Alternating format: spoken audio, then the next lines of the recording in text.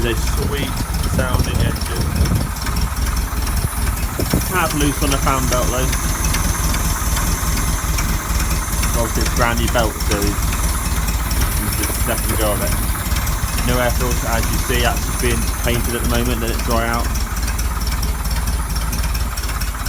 All the seat belts are all sorted.